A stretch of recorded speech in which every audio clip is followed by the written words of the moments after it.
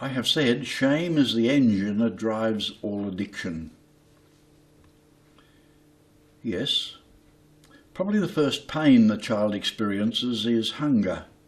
After birth, the umbilical cord is cut, and that hunger prepares the child to suckle.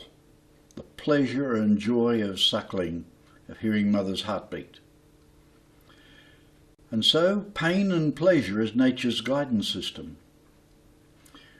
But if the child is growing in an unhappy environment, an environment where there is argument and some emotional distress, or greater degrees of emotional distress, the child will have emotional distress and tries to stop the pain. The best way to stop the pain is pleasure. By the time the child gets to 9 or 10, not only the pleasure of lollies, but the pleasure of smoking a cigarette, of growing up quickly. The pleasure of drinking a glass or some of Dad's alcohol at a party, Mum's alcohol. The pleasure as friends introduce them to marijuana. Hey, you've tried nothing yet, until other drugs come in, speed and ecstasy, and the supermarket to which our young children are being introduced is almost limitless, with new chemicals being devised every day. And so everything from petrol sniffing to quite sophisticated medications that are being misused and abused offer mind-changing experiences that may offer happiness, temporary happiness, to young people. The temporary change, the temporary happiness, lets them escape from where they are to a new state of being. And they may rationalise that this is better, that this is brighter, that I'm learning more. And so rationalisation gives us what we expect we're going to get. The thinking about the benefits give us what we expect to get. And we miss reality. The reality being we're not as well as we thought we were. And so shame, a form of mental and emotional distress, needs to be medicated and paid for. We turn to gambling, to food, to sexual relationships, to love affairs, all kinds of situations. 300 or more opportunities are there to relieve us from pain. And so shame is the engine that pushes us further and further into addiction, because after each addictive experience we don't get satisfaction, we don't find fulfillment, we need more, we need more, we need more, and what we need more of lasts less and less time. So the young person who starts smoking marijuana might smoke once a week to start with. Before long they're smoking 3 times a day, or more often if they can, until they're in threat, everybody can see it, of becoming mentally disturbed because of the effect of this mind-disturbing substance, this mind-changing substance. And many are now discovering that the smoking of marijuana is one of the experiences and substance choices that encourages or initiates mental illness in the form of schizophrenia. It's something to be very, very concerned about, and marijuana is in no means a safe substance, a safe drug. I think we also need to make a distinction between drugs and formal medication that the doctor prescribes in helpful amounts. I think where we're talking about medication, we need to mean medication. When we're talking about drugs, we need to include alcohol, tobacco, and other substances that can be so easily abused. Just a thought that we need to take on mind and think about. So unless there's a point at which we realise the fun and the experience of changing our thought patterns is costing us too much, we'll continue to try it and continue to try it and continue to try it, and it'll cost us more emotionally, financially, socially, health-wise, and in relationships and otherwise also.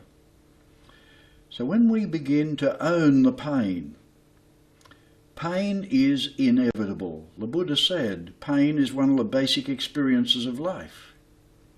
Pain is inevitable. Misery is optional.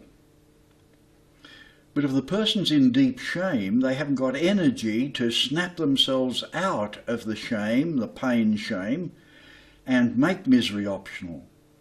It's almost unavoidable if I'm really depressed. And so shame increases depression. Where shame increases depression, we often use substance to medicate the depression, whether it's alcohol, whether it's ecstasy, the illegal or legal substances. We're using a substance to medicate depression. But depression can be changed by change of thinking, cognitive learning behaviour. Join groups such as New Hope Awareness Program designed to help lift depression. It's changed many of our clients' blood pressure, changed their health completely. And so we need very, very much to look at the learning experience to get us and to gain us a better attitude and better health outcome. So as I said, pain is inevitable, misery is optional. It's optional when we learn to change our thinking. As we said, keep doing what you've always done, you'll get what you always got. People who teach mental, emotional therapies say energy flows where attention goes. If you set your attention on I'm down, I'm bored, I'm sick, that's where your energy will be sucked into a bottomless pit. You'll be more bored, more sick, more hollow, more sorrowful. Energy flows where attention goes. But set your attention, your sights on getting well, good health, serenity, peace, well-being. Your energy flows in that direction.